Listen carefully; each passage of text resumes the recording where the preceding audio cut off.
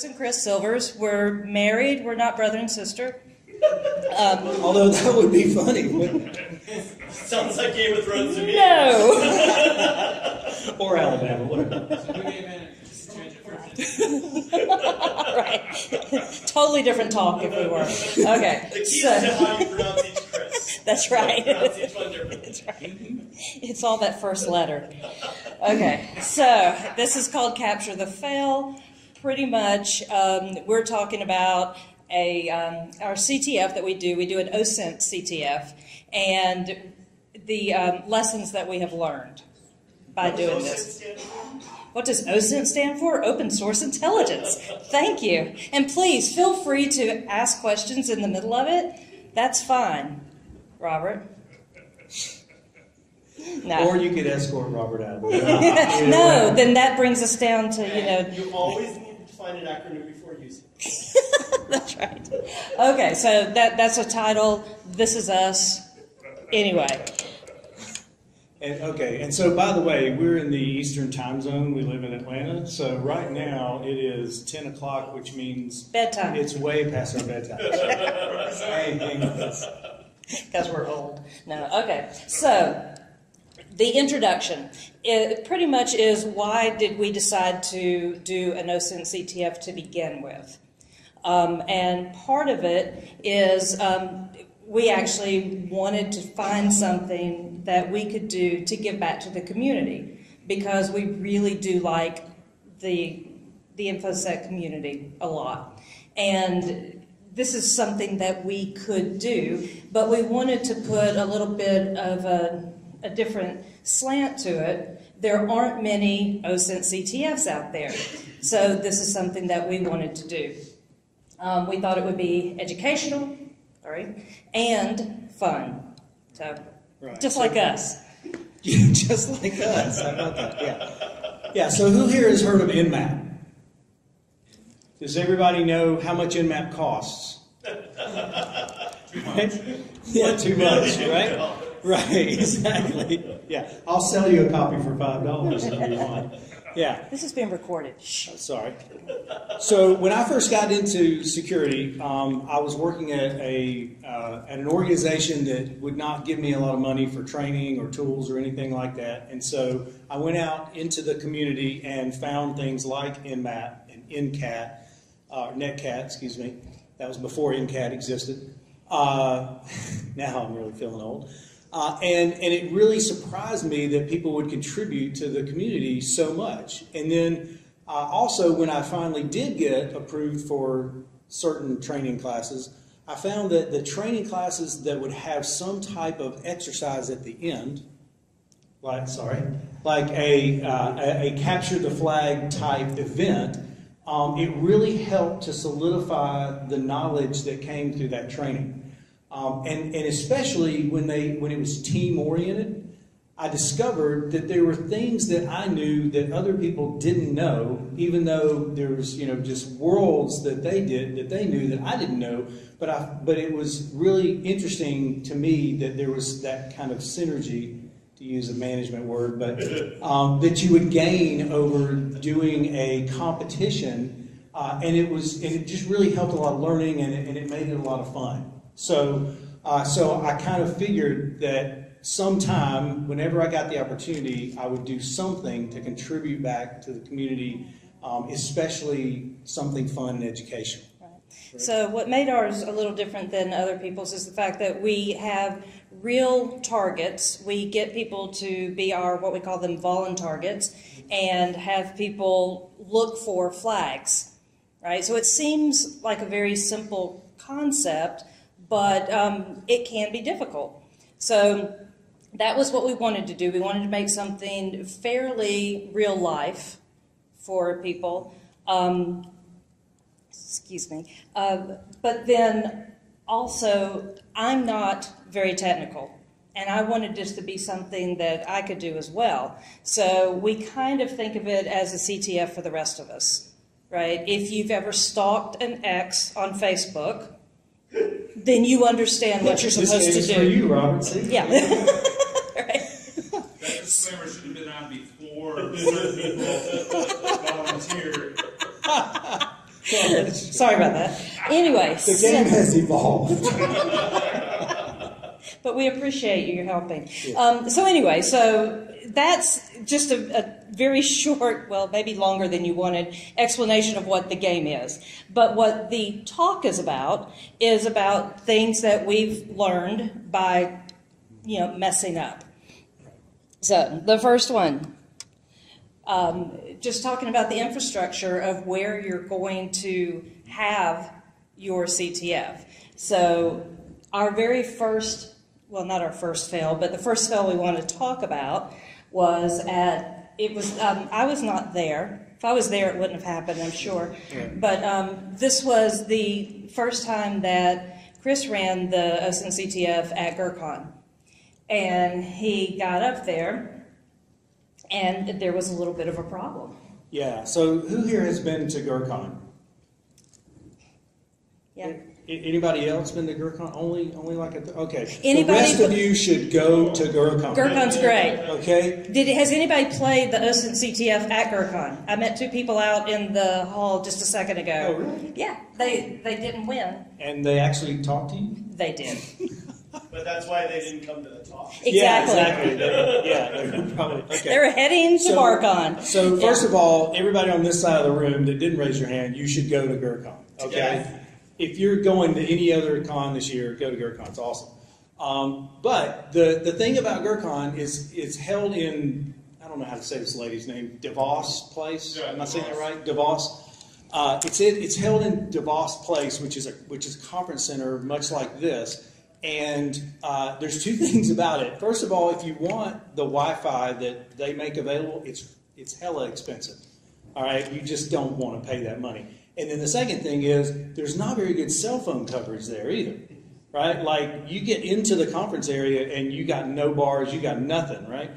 So our contest relies on internet access because that's where you're going to stock your voluntargets, right? So you're depending on this infrastructure that when you get in DeVos Place just doesn't really exist. So we had some contestants that year who actually went to one of the contestants' house to get on the internet, and then they raced back to the conference to be able to get their prizes and all that stuff. So it just created all kinds of issues. So when you're running a CTF, understand what infrastructure you're depending on, and make sure you have like backup. Right. You want the focus to be on the game, not trying to find internet access. Yeah. Right? I know. Thank you. We appreciate that. Flag number 1. Exactly. Yeah. Alrighty. So the next one was all about flags. And I really like this story. So last year at B-Sides Atlanta, we had asked for some voluntargets. And this one lady, she, we had looked up her stuff and all of that, whatever. But then during the contest, I had numerous people coming to me, just saying that they couldn't find anything about her. And I had found the stuff, and, I don't know why they couldn't find the stuff. And so I just kind of shooed a bunch of them away and it's like, just keep looking. Obviously, you're not looking in the right places. And then after so many people said something about it, I finally decided to kind of look things up. Everything I had found from her or about her a week before was no longer there. She happened to be there. We like to have voluntargets that are at the conference. We just think that's kind of fun. So when I saw her, I asked her about it, and her response to me was, yeah, I deleted everything. I didn't want people knowing this stuff about me. Like, you answered the questions. I said in there, don't answer anything you don't want people knowing about you. And she still volunteered and then erased all of her information. So that was a fail. And we're pretty explicit with our voluntargets now. We've added we a sentence. them in excruciating detail.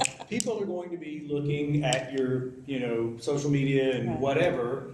So, that's the purpose. It is education. We're not trying to embarrass you, but, when you volunteer, realize people are going to be doing that. In fact, it was really cool. We've had people come up to us that were voluntargets, all excited, like, dude, I'm walking around this conference and I'm seeing my own Facebook page on everybody's laptop. It's really fun, right? It's a fun thing. So, but the lesson there is, and this kind of extends to your CTF targets, right? Don't turn on auto update on your Windows box when you're depending on, MS-08, 067 to compromise one of the boxes, because it might go out and update and there goes your CTF. So you have to, make sure that you kind of freeze the environment once you get it set until it comes competition time. Okay. All right. All righty. So you want me to tell this one? Okay. Okay, because this was also at B-Sides. Yeah, this was also at B-Sides. This was fun. Well, one of the reasons I got into doing these contests in the first place, okay, I have to admit, were the prizes, all right? Because every prize that we give away, I always get an extra for myself, right? Because, I need to be able to demonstrate it for people so they'll know how cool it is, right? Economies of scale, sure. Right, you're right, sure. Exactly. Yeah. So one of the prizes that I almost always have at every single run of this contest is a drone, right? And so we had gone out to Fry's and we had found this pocket drone that was really cool. I mean, literally was like the size of a cell phone. It would fit in your pocket. It's like, oh, cool, and you could control it with your phone, and that was really cool. But for whatever reason, didn't have time to play with it much before the contest. So we had our son with us, and he's pretty handy with these electronic stuff. So I was like, okay, well, he'll figure it out. Well, we get to the contest, and then we go out in the hallway, and we're wanting to fly the drone because we want to fly it around like we usually do at GearCon. And we couldn't fly the damn thing. I mean, as soon as it take off, it would just go shoo, and it would slam into the wall. And so we're trying with the trim and all this stuff, and we literally just destroyed the demo drone trying to get it to fly. So. Right. Well, I mean, part of the purpose of them flying it was to show people the great prizes they were going to win. Yeah, great prize. It just doesn't even work. Yeah. So, right. So our lesson is, if you're going to give anything, make sure what you're giving is worth something. Having. Right. Because this one, even though it wasn't cheap, it just was too difficult to play with. I mean, it just wasn't fun. Yeah. It's like you had to have a degree in aerospace engineering or something to fly. Mm-hmm. So here's my story I like to tell. This one was last year in Nolicon, and I'm at our vendor table or whatever. Hold on a second. Anybody who's here been to Nolicon? Has anybody been to Nolicon? Another one you got to go to. It's in New Orleans. It's What'd you say? Missed it by That much. Yeah. But you need to go this Yes. time. Nolicon is awesome. Nolicon's fun. Yes. Really fun. Anyway, so we're at Nolicon and we're doing registration for the game. And one of our friends, David, who some people know as Dual Core. Does anybody know Dual Core? Y'all know Dual Core? Okay. He's a great guy. So he came up and was talking about registering. And he said, "Can I register?" And, yeah, sure. And so he gets this silly little grin on his face, and I see him looking at him. Like, what?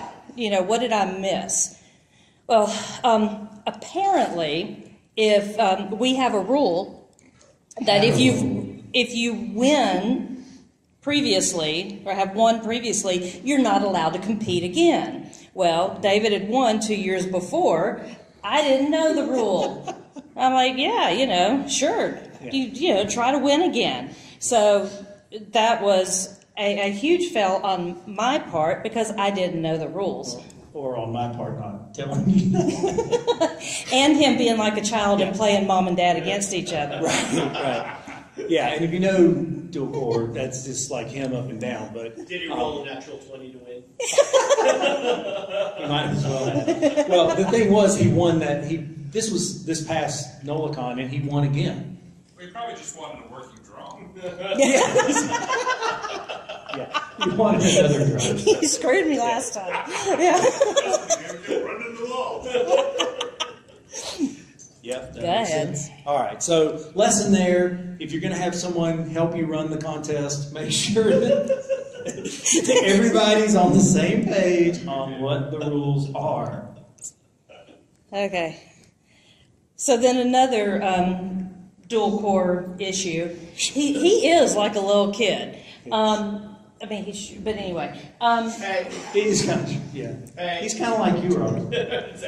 Anyway, so we had a rule because we wanted to make everything fair. We're really into wanting to have a level playing field for everybody, whether or not you're experienced at it or not. We just want everybody to have fun and be able to win, right? And so we had limits to the number of guesses that you could make because we didn't just want people just guessing. Brute force, writing yeah. a script or something. It's not a technical thing. Right. Just try to find the stuff and answer, So dual core is always complaining about the limit on the number of guesses, that's not right, we shouldn't do that, and blah, blah, blah, whatever. So he hacked the system, right? He just created numerous teams. And teams. Right. And then just kind of kept guessing on those teams. And then when he found the right answer, then he would put it on his team, right? Yeah. So it's like, fine, whatever. Guess however much you want. We don't care anymore. So then we removed guess limits. It's like, this is not worth it. Right? Just not worth it. Yeah. So again, just like having children, you learn to pick your battles. What's important, what's not. We had the rule. We thought it was a good rule for a good reason, but it wasn't worth, hearing him whine about it. Hearing him whine and yeah, pretty much that was it. Kind of like your kids. That's right. Don't tell him. He's not allowed to watch this. Okay. You did this one, so yeah. So this was kind of during our early iterations of the game. We were using a scoring engine that had a specific vulnerability in it. It was a forced browsing vulnerability, and essentially it was when you went to a challenge or a question. It was identified by an ID number. So it was, like question mark ID equals, and it literally, the first question was ID equals 1, and the second question was ID equals 2 and 3. So if is everybody familiar with forced browsing, what that means with web app pen testing? It's kind of, it's essentially in the URL, if you see a question mark and then a parameter like ID or cat or just anything equals, and then there's a number or a string, you can manually go and change that string in your browser, and if this vulnerability exists, it will take you to whatever that other question or whatever that other parameter represents is. Well, this particular scoring engine had that vulnerability. And so what we had done is, during the registration, we had put up about 10 questions, just practice questions for people to give a try to. And so, just to get accustomed to the game. Well, somebody figured out that, hey, it's question 1, 2, 3, 4. So then when they got through with the 10th question, they literally just changed that to 11, and they were able to see not only who the volunteer targets were, but the next question. So they could go out and research that for however long until we actually started the game. So anyway, so we discovered that and then had to end up making some kind of workarounds. But now we've gone to a new scoring engine. Well, and so the lesson that we learned on this one was, obviously we have test, but for us testing, what we do is we're part of the DC 404 in Atlanta, and so when we make a significant change with our scoring engine, we go, to one of these DC 404s and we put the game up and just say, okay, play the game, guys. Try to see if you notice anything that we haven't seen, and they are just, great. Again, it's that community mindedness. Everybody wants it to be good for us, and so they help us out. And so, yeah, it's great to have beta testers, right? Isn't that the truth? So, and usually we give out prizes during those too, so it kind of helps motivate them. We pay people to like us. How much? Well, the drones are. No. What you got in your pocket? Anyway, next. Yep. So look at this. We're almost done. Exactly. I know. So the whole point, like I said at the beginning, it was why are we doing the CTFs, and it's to give back to the community. And that is the number one reason. We just think it's a fun thing to do. We enjoy it, and everybody we've talked to have played it, except for David seems to enjoy it. The educational part of it, I've already explained that part. Chris talked about when he was in classes that it kind of solidified what he learned. I used to be a teacher, a high school teacher, and I noticed that the kids loved having games and, the collaboration part of it. And it's fun. And what ended up happening, though, we went into this thinking we're giving back to the community, we're going to provide education, and we're going to provide fun. What we've discovered over, I think it's about 4 years now, is not only are we giving back to the community, but we're getting a lot, because it's a lot of interface. And we're actually getting educated on open source intelligence, because a lot of the winners will come back and tell us kind of how they've done things and how they found information that we didn't even think of. It's amazing. And also, it's a lot of fun. So if you're considering running a CTF, right, definitely I would not go in it thinking you're going to profit from it or anything. I mean, because you do better just to take out an ad in the newspaper based on the amount of time that you spend creating a decent CTF. But if you're going into it with the idea of giving back to the community, providing education and fun, and you may find that you get education and fun back out. So definitely would encourage that. Another couple takeaways, though. Do you want me to? Yeah. Okay. I was going to say, he started on the other thing. Okay, Sorry. go ahead. Yeah, but a couple other takeaways, though, is if you decide to do your own, run your own CTF, realize this is a very iterative process. You may think you have just a bulletproof CTF until you throw it out there, and especially if you offer prizes. People will, clamor to just figure out how to hack your game so that they can win whatever trinkets that you're giving away. Literally, yeah. So if you're a rule follower, it can get frustrating, but you just have to sit back and say, oh, they're right, that's who I'm playing with. And you're going to find a couple of people are going to complain, this, that, but most people are cool. Most people, especially if they've done a CTF before, they're going to realize that it's not just a simple step-by-step. Because in the beginning, we had some people saying, I don't know how to do this. Well, that's the point. Figure it out. Try harder. Right? Oh, yeah, I know. Right. But then the main thing that we've actually done is listening to the feedback. Even though David was whining, we listened to what he said, and it made things better for us. And so that's it. All right. Yay. Click now. I can click now. Yes.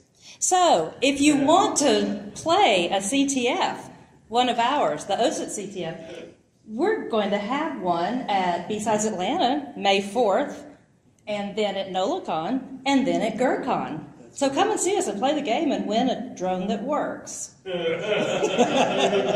If we get drones. We haven't gotten the prizes yet. But guaranteed there will be drones. And they'll be cool. All right. Thanks, everybody, for your time.